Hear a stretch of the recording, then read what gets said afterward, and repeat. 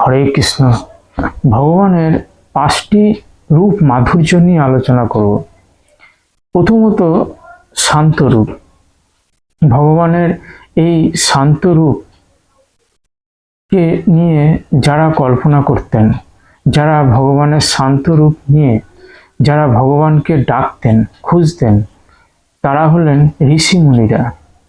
ঋষিমুনিরা যাগ যজ্ঞাদির মাধ্যমে, ধ্যানের মাধ্যমে তারা ভগবানকে খুঁজতেন এবং তারা ভগবানকে যখন প্রাপ্ত করতেন তখন ভগবান তাদেরকে জ্ঞান রূপ আশীর্বাদ প্রদান করতেন।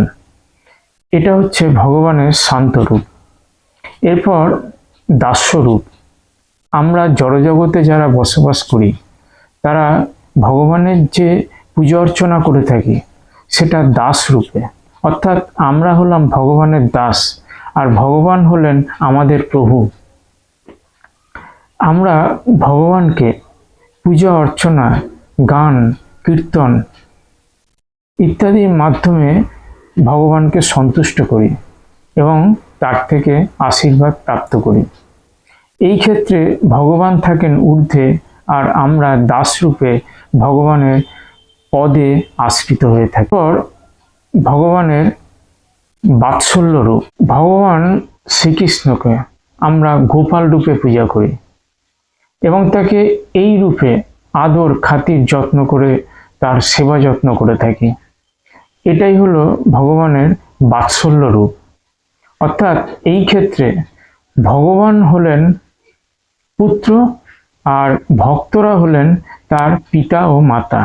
সখ্য রূপ, অর্থাৎ ভগবানকে বন্ধুরূপে কল্পনা করা, যেটা দ্বাপর যুগে ভগবান শ্রীকৃষ্ণের সঙ্গে যারা লীলা করেছিলেন তারা হলেন শ্রীদাম, সুদাম, সুদামা। এই রূপ ভগবানের সঙ্গে সখ্য রূপে তারা প্রতিদিন তার সঙ্গে সখ্যতা দেখাতো। এই রূপেও ভক্তরা কিন্তু ভগবানের থেকে কৃপা লাভ করতে পারেন।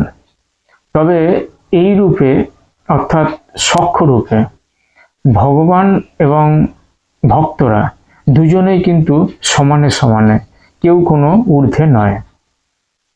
শেষে আসি মধুর রস। ভগবানের এই যে রূপটি মধুর রস, এখানেই ভগবানকে প্রেমিক রূপে কল্পনা করে থাকেন। যেমন মীরাবাই